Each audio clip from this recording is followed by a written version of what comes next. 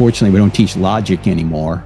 Right? You know, we're not teaching kids how to think. We're teaching them what to feel, which is dangerous because if you follow your feelings without moral restraint, you're going to wind up in a very dark place and probably drag a whole bunch of other people down with you. Isn't it amazing? We say we don't care about truth in religion or morality, except when it affects us. Yeah. So that's why, again, guard your heart is the real biblical command, not follow your heart. You're supposed to guard it.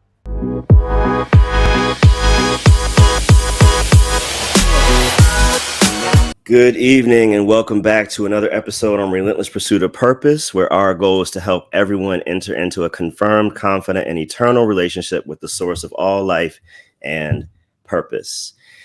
I believe my guest does not need an introduction, but I will give him one anyway. And if you love me, if you like me, if you like this channel, understand it probably wouldn't be here. I probably wouldn't be doing this if not for this man and his ministry, Cross-Examine Instructors Academy.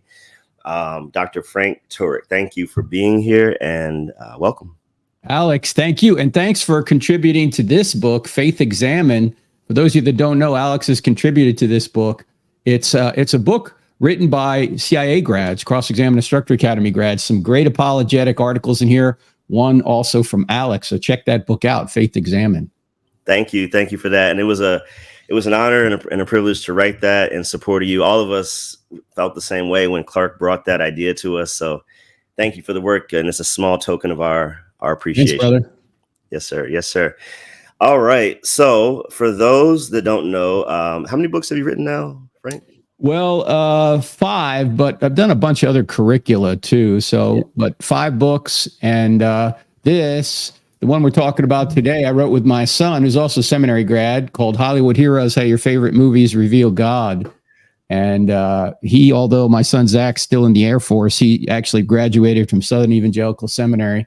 And he's a big movie buff. So one day we were talking, I said, man, there's so many parallels between movie heroes and the ultimate hero, Jesus. Maybe we ought to write a book on it. And so he knows the movies inside and out.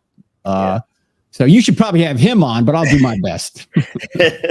We could do that too. Yeah.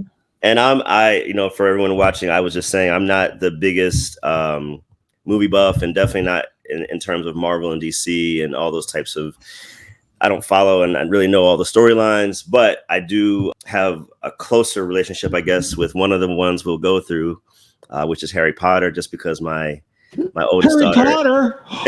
We can talk about that too. That too. A lot of Christians don't like Harry Potter.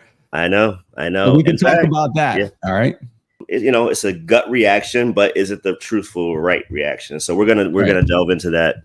But just as we start this conversation, why did you decide to write this book? You kind of alluded to it, and then more specifically, from an apologetic standpoint, I love, God rest in peace, Michael Heiser. And you included some unseen realm explanation. And so just why did you write the book and why did you think that was necessary to include? Yeah, well, we wrote the book because so many people love superhero movies and we just love movies in general. And the common thread through all these superheroes is they sacrifice themselves to save people from evil. And in that way, they're modeled after the ultimate hero, Jesus, who sacrifices himself to save the world from evil if they want to be saved.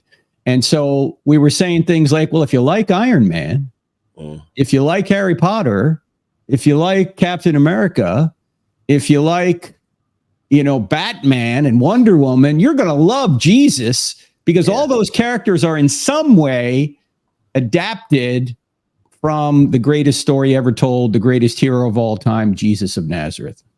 Yes, absolutely. And then as far as the unseen realm component, what do you think that helps us to understand? And just in our life of understanding, what if people aren't familiar with Dr. Heiser and all his work on the unseen realm? Well, I think most Christians today have a very stunted view of the supernatural. And what Michael Heiser has done is opened us up to realizing there's a lot more going on spiritually than we think. And one of the great insights that I learned from him was take, for example, the Tower of Babel, which always seemed to me like quite a fairy tale. Like, did this really happen? Like, why would God want to do that if he did? Confuse the languages of people and scatter them. Right. Well, it turns out the reason for this is because God has a divine counsel. If you look at Psalm 82 and you look at Psalm 89, you look also at Deuteronomy 32 passages in there, you get this idea that God has this group of spiritual beings who he relies on to lead certain nations. Now, does he need a divine counsel? No, of course he doesn't need it, just like he doesn't need us, right? But he chose to create the divine counsel like he chose to create us. And in any event, this divine counsel was leading their nations away from the true God, Yahweh.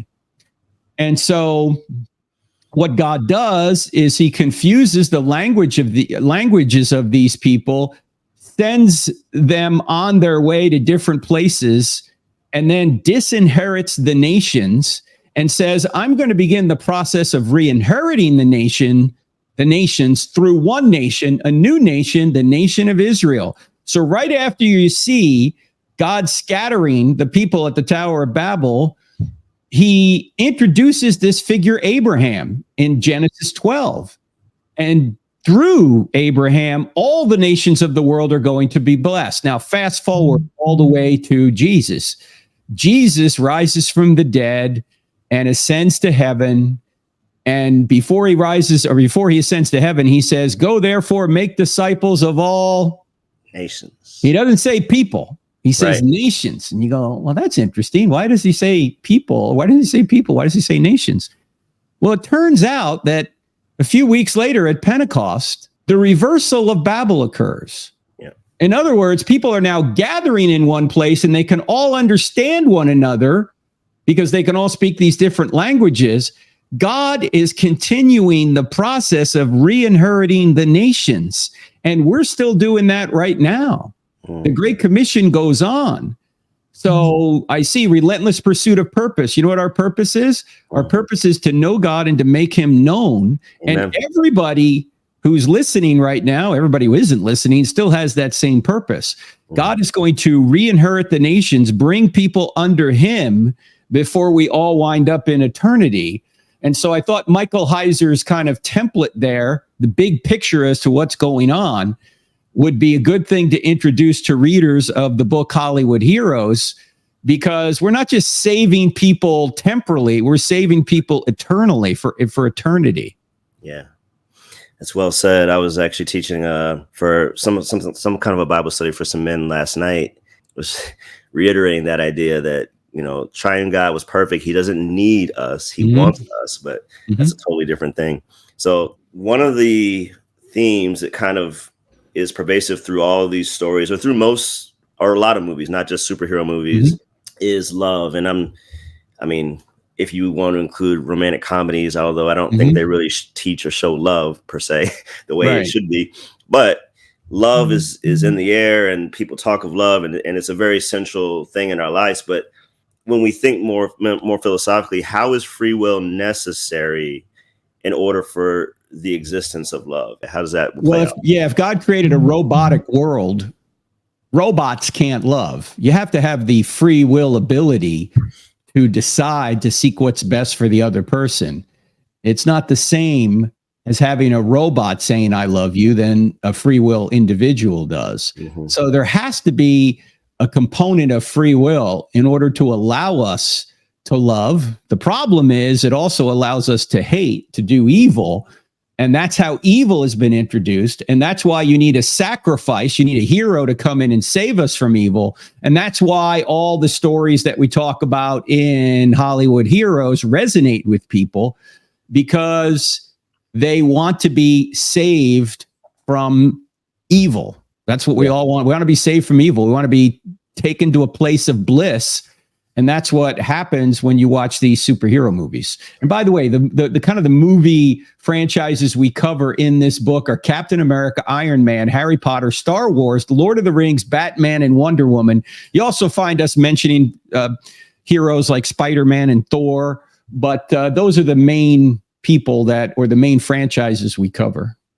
Yeah, and I really encourage everyone to go get the book for several reasons, but it'll make you watch probably TV and movies differently when we're looking for these themes, and why are these themes so prevalent, even amongst people who aren't believers.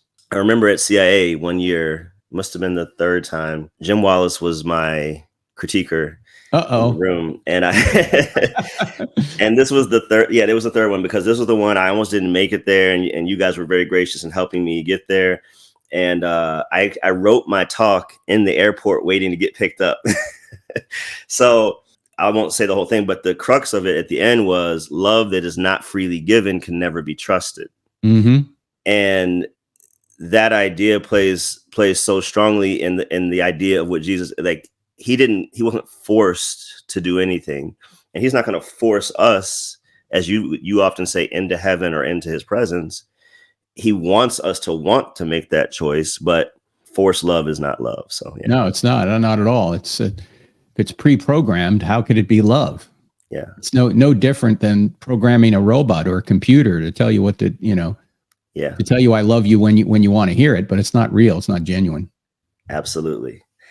All right. Well, let's jump into some of these figures. Captain America, his notoriety comes from his moral stance and the fact that, he just can't be budged from that good moral stance, or at least most of the time. We're all, well, I don't know if he's flawed, but in that way, but we are. Yeah. And what are some things that we can learn from him? And let me read a quote real quick that you wrote in the book. Instead of physical power, his moral character and devotion to his cause are his greatest assets. Even his choice of weapon reflects this, a shield symbolic of the fact that he fights to protect others rather than for personal gain. We might say the captain is trying to defend rather than offend. Mm-hmm. So what are some takeaways that you had or your son had from Captain America that we can learn from? Well, the interesting thing about Captain America, as say opposed to a colleague of his, Tony Stark, is Captain America does not need any moral development. I mean, he's morally good from the beginning, right? Tony Stark, on the other hand, the guy that plays Iron Man, played, of course, by Robert Downey Jr., he's an eccentric millionaire, billionaire even. He doesn't really have any morals. He's in it for himself. You can't think, that Tony Stark's going to be a hero, right? Mm-hmm. He has to go through a long period of character development before he becomes a hero. But Captain America, on the other hand, he's just morally good from the beginning. Mm. He just sees what right is, and he's ready to defend it at all costs. Now, of course, that can be, in a certain sense, his weakness might be that he is too hair-splittingly moral to the point that, he has no flexibility at all, even on minor issues, right? That you probably heard it put this way before, that strengths or weaknesses are just strengths pushed to an extreme, right? You could be real moral in everything, but if you're so uptight that every little thing you turn into a moral issue, that's going to make you somebody that nobody wants to live with. And you see this conflict between Captain America and Tony Stark. Captain America is a goody two-shoes, and Tony Stark is, you're not living in the real world, man. You can't make everything, this big moral crusade. All right. So he's willing to sacrifice himself from the beginning. He's willing to take the bomb up to the heavens and blow it up and sacrifice himself, to save the world and all that. And he's like Jesus in that regard. The only difference is Captain America will die for his friends. Jesus will die for his enemies. And there's nothing even in history or in fiction that I can think of where somebody's going to die for their enemies other than Jesus. Wow. It's quite a difference. We not only won't die for our enemies, we're going to do everything against them oftentimes. I mean, Jesus says, love your enemies, and he's even willing to die for them. And who are his enemies? All of us, right? We're all enemies because we're all fallen. Well, while we were still sinners, Christ died for us. There's no greater love than that. I mean, if a guy dives on a grenade, which we start with, Michael Monsoor died on a Navy SEAL, died saving his buddies from a grenade. That's a heroic act. We all go, wow, that was beautiful. Well, imagine if he dove on a grenade to save his enemies. Oh. You'd go, man, that's beyond noble. Yeah. Wow. Well, let me ask a follow-up question, because this inability to deviate from the moral standard that Captain America has. Do you see? I mean, so I agree. We don't want to ever back down from truth or back down from the convictions that God gives us. But do you see sometimes some inflexibility in Christians causing more harm than is necessary? Yeah, that's why Paul. That's why Paul wrote Romans 14. Yeah. Right, where he basically says, "Don't major in the minors." Yes. You know, some of you think drinking wine's okay. Other you think it isn't. Some of you think eating meat sacrificed to idols is okay. Others think it isn't. Don't impose your special moral standard on people. God has given us freedom in those issues, right? And so we can tend to trend more toward legalism, where everything is a moral issue, or on the other hand, we trend more toward being libertine, where we go, oh, nothing's a moral issue, do whatever you want, right? When Paul is saying, no, the major issues you've got to stand strong on. These minor issues you can agree to disagree and have grace with one another. Yeah, absolutely. Totally agree with that. All right, let's move on to hero number 2, Iron Man. Yeah. So Jensen I don't know if I'm pronouncing that right, is a surgeon, and he inserts a device to guard Tony's heart. Which that's we got to talk about that, Alex, first. Yeah, let's do that. I was just about to say. Yeah, this is one of the most overt, even though I don't know if it was intentional, overt references to a biblical passage in the entire Iron Man series. I don't know if they meant to do this, but they did anyway. And that is, after this weapon blows up near Tony, and his own weapon, actually, and it put shrapnel near his heart, this surgeon Jensen has to create a device and implant it in Tony's chest to guard his heart from encroaching shrapnel. You see, if that device fails, he dies. Yeah. Now, again, I don't know if they meant to do this, but I think this next verse is the second most important verse in the entire Bible today for today's culture. The most important has to do with the gospel. The second most important is Proverbs 4:23, which says this: above all else, guard your heart, because everything you do flows from it. You see, our culture says, follow your heart. God says, no, guard your heart, because your heart is deceitful and wicked. It wants what it wants. If you guard your heart without moral restraint, you're going to wind up in a very bad place. Yeah. And what does our culture tell us? Oh, just follow your heart. Whatever's on your heart, do. Go, go, go. No, scripture says, guard your heart. So here's Tony Stark actually being saved from death because he has a device guarding his heart. And he goes on this long process from going from, say, a playboy billionaire guy that has the big 3 that everybody wants: sex, money, and power. You know, he's got it all. And then he goes from that kind of selfish person to the person at the end of the movie Endgame. Spoiler alert for those that haven't seen Endgame. Okay, it's like 5 years old. If you haven't seen it yet, sorry, I'm going to spoil it for you. Tony Stark is the guy that sacrifices himself to kill Thanos and save the world from destruction. You had thought, oh, it's got to be one of these other more noble guys. No, it's Tony Stark, who has gone from this playboy. He's become a hero through all the difficulty he went through, which is a whole nother lesson. See, the beauty of writing a book like this, Hollywood Heroes, is that you not only get to talk about movies, you get to talk about Jesus, theology, evil, apologetics, life lessons, all in one place. So the book combines all that. It does really well. And I think I learned a lot. I need to go watch some of these movies now, because I'm not into like a big fantasy type of situation. Like, I like sports. And I like documentaries. I like, but having understood some of these themes that are woven through, I think it is worth checking out. Iron Man is interesting in the way, and correct me if I'm wrong, more like Batman to a degree, where it's the technology of the things they have. Yeah, that gives them their superpower. Yeah, he doesn't really have anything other than his mind. He doesn't have like super strength like the Hulk or anything, or Thor. He's got to use technology to get done what he needs to get done. Yeah, you said something that made me reminded me of. So my mom used to say that pretty much all the principles of the kingdom of God are in the world, they're upside down. So I was talking with my daughter about something. I was like, isn't it interesting that in the Bible, pride is a sin? Probably, I would say the greatest sin. They got Satan kicked out of heaven, or Lucifer kicked out of heaven. But we're warned against pride all the time. But then to have a whole month, I don't care what group it's for, but to celebrate pride of anything, it's very like side by side backwards of. It is. It's totally. Pride, as C.S. Lewis pointed out, is the ultimate anti-God state of mind. It's all about me and what I want, and it's not what God wants or what other people want. It's what I want.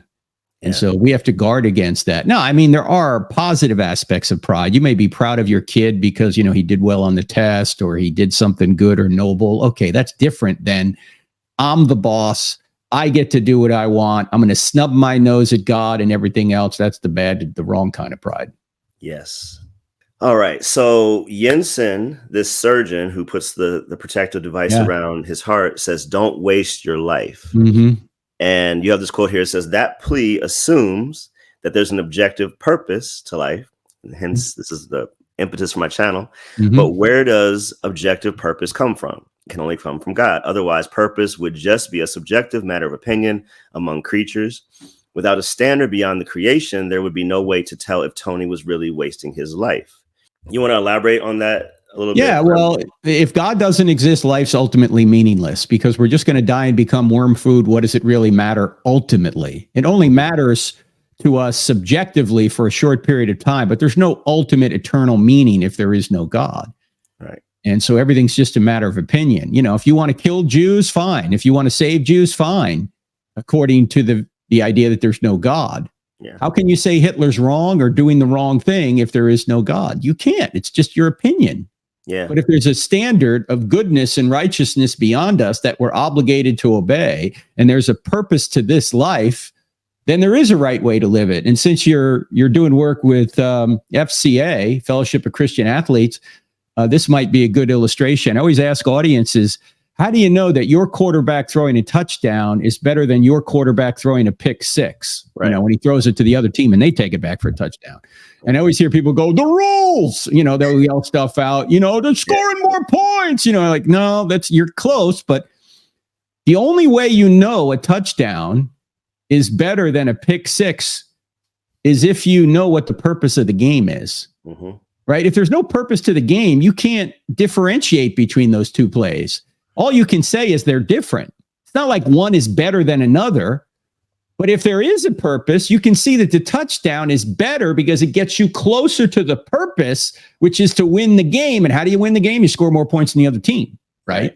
Without purpose, you can't say one play is better than another. And the same thing is true in life. If there's no purpose to life, you can't say, here's the right way to live it and here's the wrong way to live it. Right.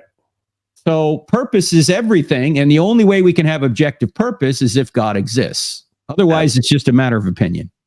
Absolutely. The beginning parts of how we get to meaning and purpose are missing in naturalism. And so, I know you've debated many and written and talked to many college students, and they'll see the end. They'll see, I believe I have meaning and purpose in life, which you do. But based on your worldview, you shouldn't believe that you do. Right? That's right. Yeah. And it's very inconsistent. And so I think that's where apologetics philosophy has helped me to really explain and point out the kind of epistemological gaps in that way of thinking. Yeah. In fact, let me say something. Let me show something that you wrote, actually, which was interesting in that this is, again, from the book Faith Examined. So your chapter in here is in A Life Well Lived. And, You point out, I think you're quoting Alvin Plantinga in here, who is a philosopher. And let me see if I can find the exact quote. You're quoting about Richard Dawkins, the atheist who believes in naturalism. And, here it is. You quote Plantinga. You say, if Dawkins is right that we are the product of mindless, unguided natural processes, then he has given us strong reason to doubt the reliability of human cognitive faculties and therefore inevitably to doubt the validity of any belief that they produce, including Dawkins's own science and his atheism. His biology and his beliefs in naturalism would therefore appear to be at war with each other in a conflict that has nothing at all to do with God. Yeah. Yeah, that's a very good quote there that you got here. Again, this is in the book. Alex contributed to it, friends. It's called Faith Examined. Clark Bakes is the editor. So, yeah, you're absolutely right. You know, naturalism, if we're just molecular machines, if we're just moist robots, where every thought we have is the result of laws of physics, then we shouldn't even trust anything we think. Right. You know, we have to steal a standard from God in order to even trust anything we think, which is, of course, they don't have God in their worldview. Right. So they're stealing from him while they're arguing against him. Absolutely. And one quick side note that goes with that is I think a lot of anxiety in life, especially when adults get to be of a certain age, comes from, and this is kind of going back to my focus on pushing people towards purpose, which you outlined at the beginning, which is to know Christ and make him known. But you get to a certain point and you feel like, does anything matter? What you start questioning meaning.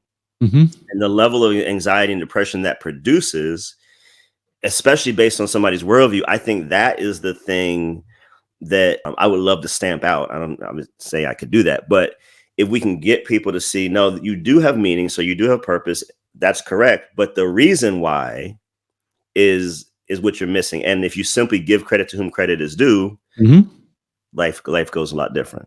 And so many of these movies, you know, they're kind of like mini universes, these movies, because they give people meaning and purpose in this story that they engross themselves in for just a couple hours. Yeah. Right. Or when the series go on, you know, you got Star Wars 12 or whatever, or Iron Man 3 or whatever, you know, okay, the story goes on, but people sort of can live these meanings vicariously through these characters, when in reality, that same kind of thing is going on in their lives, just in a much slower, less dramatic way.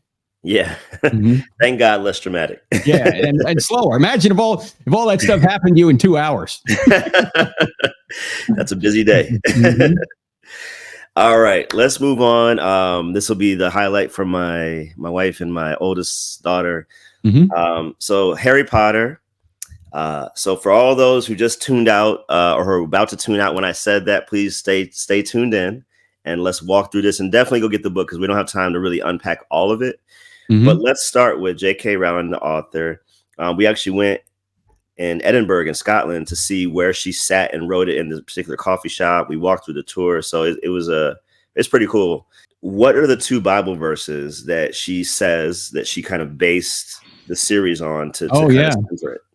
Yeah, I know. Well, first of all, let's address the elephant in the room before we get there, if we can, because it obviously has a lot of witchcraft in it. It's made up witchcraft. It's stuff out of J.K. Rowling's head. It's not the kind of divination you find in the Bible. And so there's a lot of parents concerned about this. And to what I say to that is, this is a Romans 14 issue, right? Okay, if you think it's a problem and could lead your kids down the wrong road, then by all means, I would say then don't let them watch it or engage in it. However, I will say this, after you know the plot line of Harry Potter, your kids should at least know the plot line. Why? Because their friends who might love Harry Potter can be directed toward the gospel by talking about Harry Potter. That's good. Okay, so in any, I side with parents, whatever they say, whatever they think is best for their kids. Okay. Now there are 2 verses, and we have them in the very first few pages of the chapter on Harry Potter. One is that the last enemy that shall be destroyed is death. And that, of course, comes from 1 Corinthians chapter 15. The other is from the Sermon on the Mount, where Jesus says, where your treasure is, there will your heart be also. That's, of course, Matthew 6:21. And so she admits that she got the basic storyline from the Bible. She said, these are British books, and you'd expect some biblical connection there, and there is.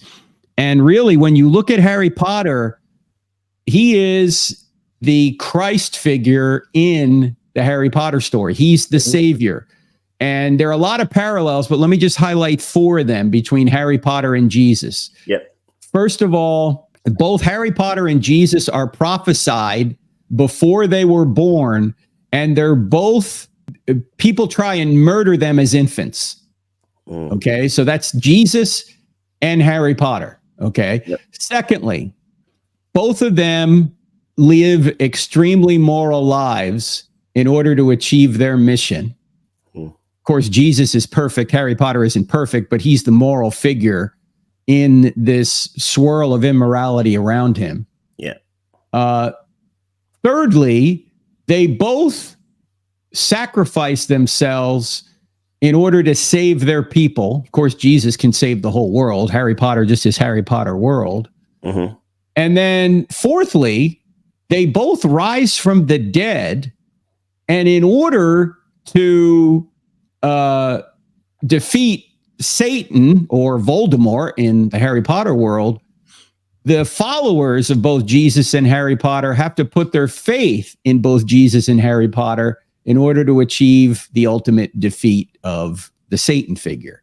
Now, does that sound like some pretty stark parallels? It does. Okay.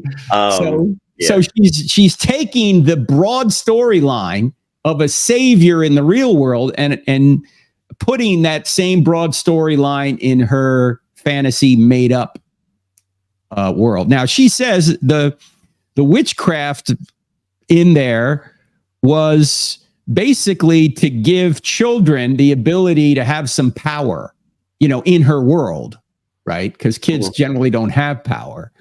And so these, again, made up witchcraft that she kind of made up on her own is in there to give the kids, the characters in there, some ability to do certain things that normally kids can't do. Right. All right. So again, it's up to parents whether they want to allow their kids to watch that. If they think it's going to drag them down the wrong road, don't do it. But even if you do think that, you ought to show them the parallels of the story to the real story of Jesus.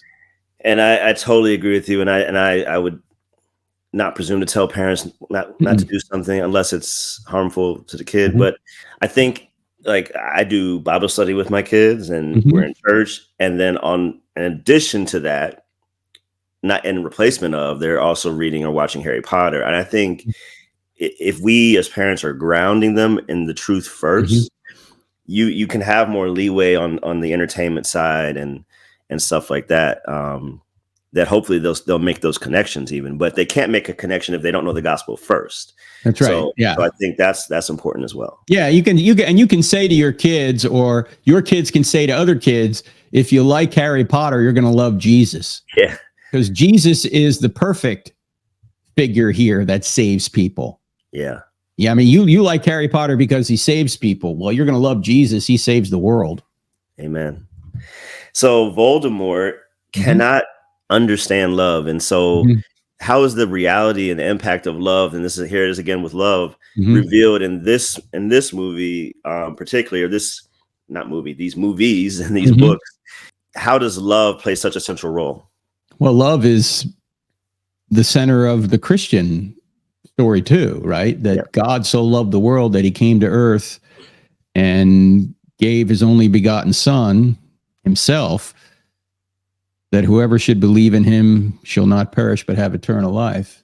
Yeah. And what Harry is doing in his world is he's sacrificing himself just like Jesus to save his followers from the same kind of Satan figure.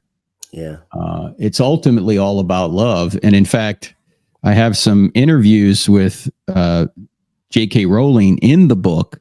When she's in the middle of writing these books, her editor emailed her right the day of 9/11. So 9/11, 2001. Her editor said, and they tell us that we ought not teach our kids about good and evil. Here's an obvious instance of evil. And it struck her, she was in an interview with Oprah Winfrey. It struck her that the people that were on the top of that tower and knew they weren't going to be rescued, and they had to jump to their desk, otherwise it would have been burned up. when they just had a minute or two, who did they call? What did they do? Right? They called their closest loved one and said, I love you. You know, I mean, that's everything right there. Wow. So the idea that you're going to sacrifice yourself to save a loved one is the most noble thing that you can see in a movie. Yeah. And it's the most noble thing you can see in real life. And that's exactly what God did for us. Amen. Whew. That's very well said. Well, my daughter wanted me to ask this question. I don't know if this is going too much in depth. So the Deathly Hallows, I guess that's one of the movies. And how does it specifically tie into Christianity? And so this is what's interesting, because she knows the movies really well, and she knows the Bible pretty well. We're getting there, but she understands what the Trinity is and that type of thing. And so she asked this question, and I think that's a great example of the parallel. So the Elder Wand, she said, is like God the Father. The invisibility cloak is like the Holy Spirit, and of course, the resurrection stone is, you know, symbolic of Jesus. And so there's this kind of Trinity even within the Harry Potter series. What did that? What do you think about that, or are you familiar with it could be. I don't remember that aspect of the movie or the books as well. I watched the movies, most of them anyway. My son read the books and the movies, so she may be onto something. But and there are so many things in the Harry Potter series that are parallels to the Christian story. I don't know if that's one of them or not. Could be. Okay. Fair enough. I didn't even know if I was going to ask the question the right way, because she was telling me about it. I'm like, I don't know. I think I've seen every movie, but I've seen like 20 minutes of this one when I'm walking through the room, and then I see 20 minutes of that one. I've never seen them in order. So I'll tell you one thing that she's been able to do, that is J.K. Rowling. She's been able to get kids to read again. Yeah. You know, I mean, that's better than playing video games all day, God. Right? Reading, learning. Imagine that. Yeah. And for those of you that want an update on her, as you know, despite the fact she's probably politically liberal on most things, has stood strong against the transgender madness, because she basically said, look, you're erasing women. And you can't erase women. You can't say that a man is a woman and he's allowed to go into women's restrooms and lockers and play in women's sports. And you're erasing women when you do that. And she's right about that. And she's been called every name in the book, but to her credit, she stood firm. Yeah, I think that's really where I first started to take notice and kind of rethink my stance. I didn't really have a strong stance on Harry Potter, but that's definitely what made me take notice. Well, let's go back. This might be, I don't know if this is the oldest or Star Wars, but Lord of the Rings. Yeah. So I think my childhood, and probably yours, this was more of the big series for us, I guess. But let's get to the background, because C.S. Lewis was good friends with Tolkien. That's right. And actually helped lead him to faith. That's right. So most Christians, we know C.S. Lewis, but I don't think most Christians think of Tolkien in this way. So can you just kind of elaborate on that a little bit? Yeah, Tolkien was actually a Catholic, and he wanted to tell kind of a story that would advance the Catholic faith without the religious language. And so he did that through Lord of the Rings. And it was Tolkien who convinced C.S. Lewis, that although you see all these mythical dying and rising gods apparently in these myths, Jesus is the true myth. Jesus actually did in history come to earth, die, and rise again for the sins of the world. And that helped Lewis to ultimately become a Christian and be one of the greatest Christian apologists, certainly of the last century, if not of all time. Yes, for sure. Yeah, it's just so interesting how people come into the faith in that way. Let me read a quote here from this section. Sure. It said, the theme of sacrifice runs through many of these hero stories. So that's always there. We talked a little bit about. You said, instead, we root for underdogs and are enthralled with ordinary people who are willing to sacrifice everything in order to accomplish something great. And so how can this give the Christian, I hate to say average Christian, but just the Christians that are around, the confidence to address evil and sin directly? I know some I learn from your courses, and that's great, and read the books, and so they're more confident. And even in my mission statement of my ministry, Proof of the Truth, it's, you know, a confident eternal relationship is what we want people to have. But we see Christians veering towards affirming and veering towards different things, and I think it's at the root they're not confident that they got it right. Right. Well, I think what we need to remember is when you look at the Bible, God seems to use ordinary, everyday people to get his will done. Yeah. Right. I mean, Moses couldn't speak. He was a stutterer. God used him anyway. Right. David, he was just a shepherd boy, and God used him anyway. And despite the fact he was a sinner, God still used Samson, right? Samson sleeping with a prostitute, and yet God can still use him. Right? John Mark, who couldn't complete a missionary journey, and Paul got so annoyed with him, he said, "I'm not taking this guy again. He abandoned us the last time." Well, he writes one of the Gospels, right? Yeah. He writes the Gospel of Mark. Peter, he's just a fisherman. He's a hothead. He opens his mouth and thinks later, right? Mm-hmm. Yet he's known as the leader of the disciples, right? Paul's persecuting the church. God can still use him. I mean, God can use anybody. Yeah. And he seems to use lesser characters to do big things than people that have it all together all the time. So God can use anyone. And even if not in a way that everyone is known, you're still influencing people in your circle of influence that say Alex or me can influence, right? I mean, the people that are watching right now, you know people that you and I will never know, Alex, and yet you're going to be closer to them, have more impact on them than we ever will. So God can use everybody everywhere. Yeah. You know, we're right in the middle of the Olympics right now. I don't know if you ever heard that Jerry Seinfeld little routine where he talks about, you know, people who are in these, like the 100-meter race. You know, you win by just like a nose. Next guy, silver. Next guy, bronze. Next guy, never heard of him. You know, greatest in the world, right? Greatest in the world, never heard of him. You know, it's like less than a second apart. And even, you know, never heard of him. Right. But the guy you never heard of still has a whole group of people. Yeah. Who are he's influencing. So just because nobody's ever heard of you, don't think you're not important. You are. That is so true. I was hearing a story, I think wrestling, but one of them shared the gospel with the other athlete prior to the competition. That athlete beat this person who shared the gospel. The person who shared the gospel was heartbroken, couldn't barely get off the mat or whatever it was.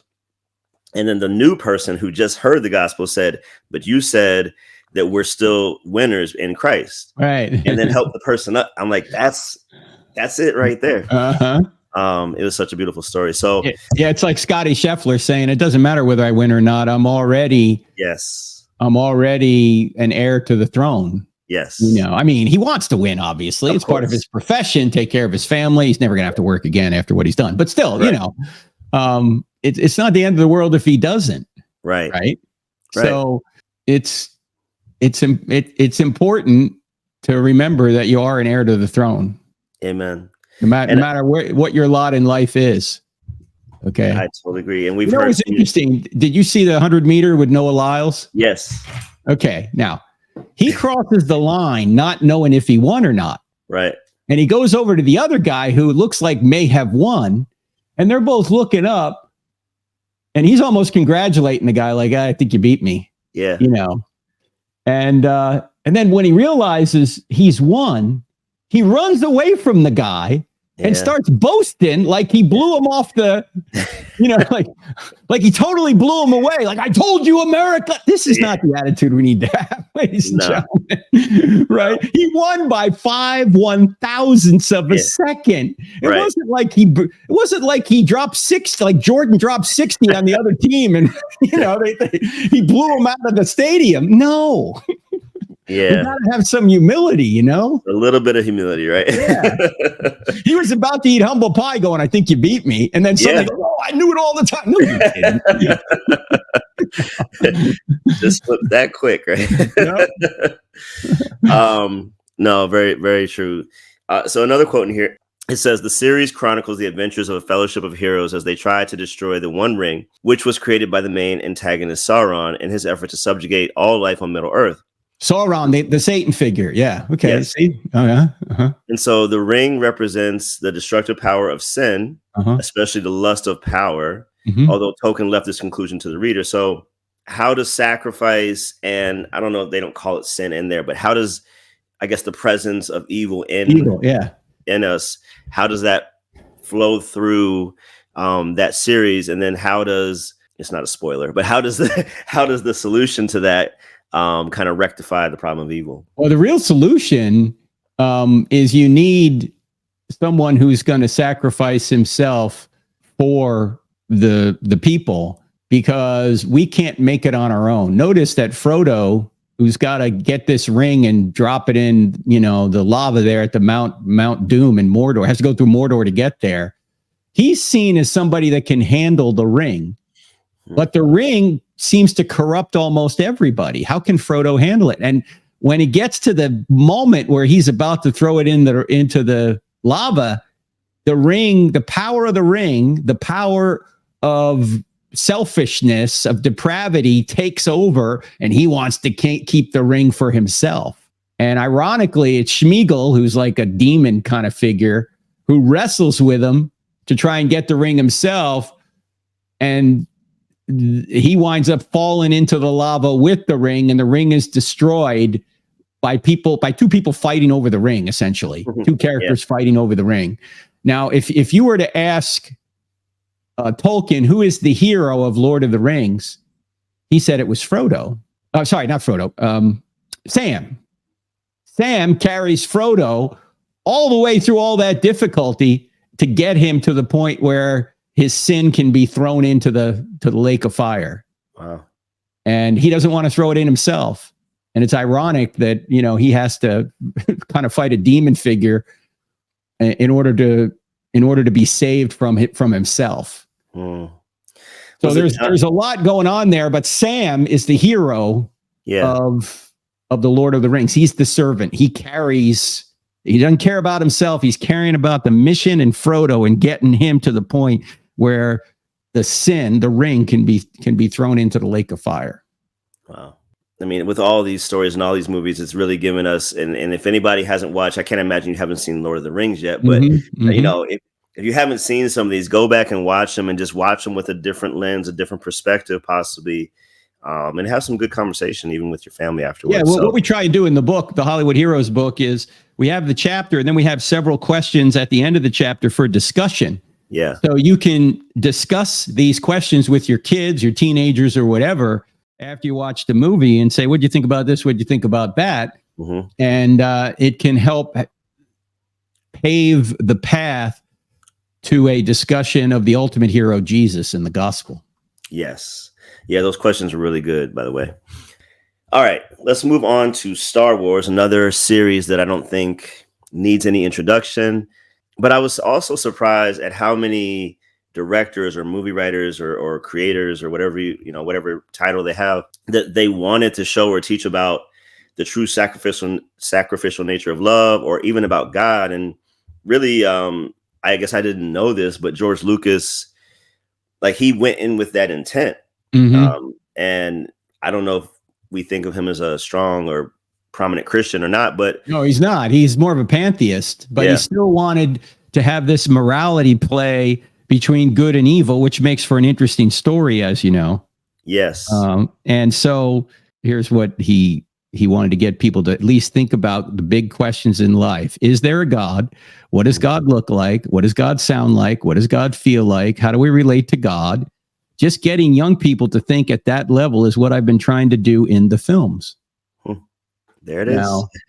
Now, actually, his God is a pantheistic God. Everything is God. It's not the true God, but at least he wants to get kids thinking about this kind of thing.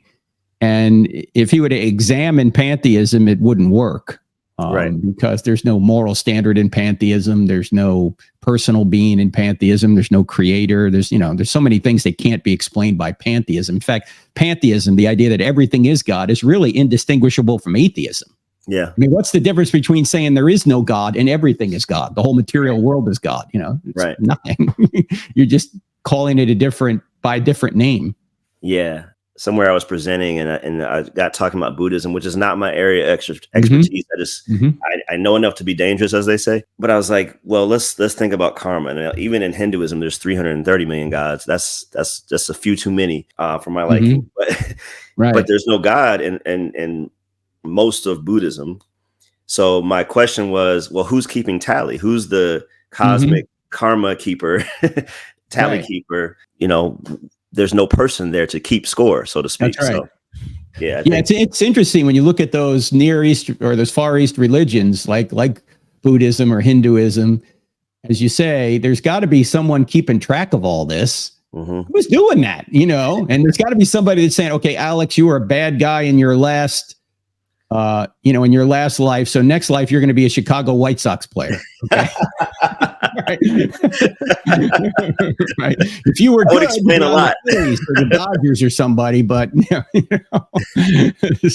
or the Yankees. But no, sorry. Yeah. There would have to be a mind out there that would keep track of all that and have the ability to put you in the next place. He'd also have to be the moral standard. So it seems like these Eastern religions, which believe in karma, would need a being like God in order to carry it out, but they don't have that being. So right.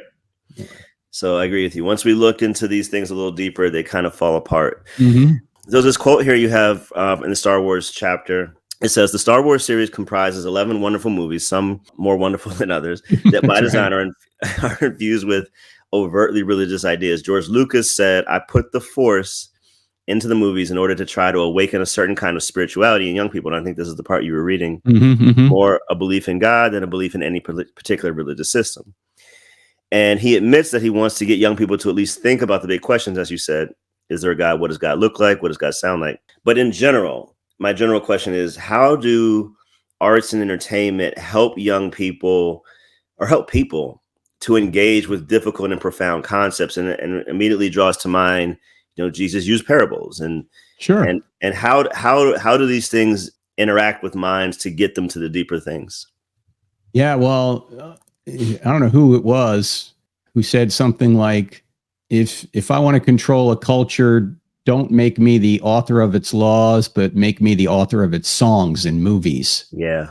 Because so many people just imbibe things from music and or from film, from movies, that they kind of take that on as that's the way the world really is. And so he is relying more on feelings and emotions here than he is on logic. And of course, we have to have both. Unfortunately, we don't teach logic anymore.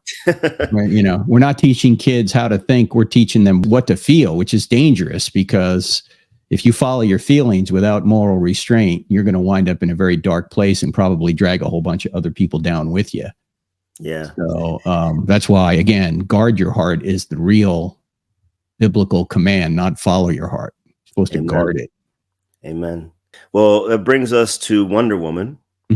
And let me read this quote. It says, Wonder Woman 1984 follows what William Marston intended for the character, a hero who overcomes evil with truth and love. So those are her weapons. We don't see much of that from Hollywood. Imagine the Avengers trying to show Thanos how much they love and care about him. Wonder Woman 1984 is so committed to these themes that Diana rarely uses her sword and shield. Her primary weapon throughout the movie is her lasso of truth, which has to be intentional, and it's really profound. So the question is, how can we overcome evil with truth and love? And I know you've talked about that, but with currently objective truth often being disregarded or subjugated in our culture today, how can Christians call people back to truth with love or through love? Well, that's what Jesus did. He was truth and love, right? Or truth and grace. It was both. If you just have grace, you have a watery, soupy mess. If you just have truth without grace, then it's too stark. It's too unappealing. You need both. Yeah. It can be too jarring if you're just all about truth and not enough grace. So first thing we need to do is to show people that, first of all, to say there is no truth is self-defeating. It's a truth claim, right? Someone says there's no truth, you're going to say, is that true? Yep. Okay. But secondly, the very things that they think are important in life, like rights, for example, require truth. Because if there is no truth, then it's not true you have rights. Yeah. Right. Right. Or it's not true that someone loves you. I mean, isn't it amazing? We say we don't care about truth in religion or morality, except when it affects us. You know, like we wouldn't say it's okay if your wife decided that she was not going to be truthful with you or faithful to you, or your stockbroker was going to decide to cheat you and steal from you. You know, you wouldn't say, well, it's just, you know, you do you, I'll do me, that kind of thing. Truth is relative, you know. Yeah. Who am I to say, you know, that what you're doing is wrong, you know? And then if you add that, well, you can do whatever you want as long as you don't hurt somebody else. Now you got to say, well, where are you getting that from? Right. What does hurt mean? Yep. Right. Is it just physical? What about emotional, spiritual, moral? Yeah. I mean, you can hurt people in many different ways. And how do you even know whether you're hurting somebody or not? A lot of times you don't. Right. So that's not a standard that you can essentially live your life by. God has given us certain rules to live by for our own good and the good of others. And we might not be able to foresee what happens if we don't follow those commands. And we don't follow those commands to get saved. We follow those commands because we are saved. Right. Right. Jesus said, if you love me, you'll keep my commandments. So I think showing people that truth is first of all, it's self-defeating to say there is no truth. It's undeniable. And secondly, it's the most important thing that gives you what's most important in life. Truth. Without truth, you don't have rights, you don't have love, you don't have security, you don't have anything. Yeah. Well, in order to get people to understand that, at times we need to be able to persuade them. And you said in the book, persuasion is a forgotten art in our culture today, with so many of us posting snarky insults and online rather than truly engaging with people and seeking to understand them. As Christians, it is our responsibility to engage people as Jesus and the apostles did. We don't want to win arguments, but lose people. And recently I've been doing several arguments more on a philosophical basis, just how to have good arguments. What is a sound argument? Because like you said, we don't teach logic and philosophy anymore. And so what are some keys to effective persuasion? What would you say? Well, it might start with listening. Yeah. Right. Good one. Hey, tell me your story. Why do you think the way you think? Why do you think that's right? Why do you think that's true? Of course, Greg Koukle's book Tactics has a lot of great stuff on it. In fact, we put some of that in the book Hollywood Heroes, you know, how to interact with people. Yes. So, and on our app, the Cross-Examined app, 2 words in the App Store, Cross-Examined, we have these questions you ought to be asking people. So trying to get to understand where people are coming from might be persuasive tactic number 1. Yeah. Right. And number 2 is asking a lot of questions rather than making statements, asking questions. You know, why do you think that's true? What evidence do you have for that? You know, how did you come to that conclusion? That kind of thing. Yes. So I think those points are important to persuasion. Also agreeing with people where you can, right? You can say, hey, we agree on that. Okay, good. You know, getting some mutual agreement is always helpful, and trying to avoid the snark too. I don't know why people online think it's effective to be snarky and sarcastic all the time. I don't either. Nobody wants that. No, nobody. Yeah. I said to somebody, raise your hand if you've ever tweeted something and then you got responses back saying, oh my gosh, I changed my whole worldview. Thank you for that tweet. Like that never happens. Well, you may get, I mean, if you put up a point that is well thought out and not snarky, some people may go, hey, I never thought of that. Thanks. Right. Yeah. But I was talking more about the snarky ones though. Yeah. The snarky ones, they're just digs. They're insults. Yes. Well, we have arrived at the ultimate hero. You have this list of attributes from all the superheroes and characters. I'm going to read it and show it as well. Captain America's righteous idealism, Iron Man's genius, Harry Potter's willingness to sacrifice, Luke Skywalker's discipline, Sam's loyalty, Frodo's humility, Aragorn's courage, Gandalf's wisdom, Batman's focus, Superman's power, Wonder Woman's love. All of these superheroes Even Captain America has some amazing abilities, even moral abilities, if you want to say that.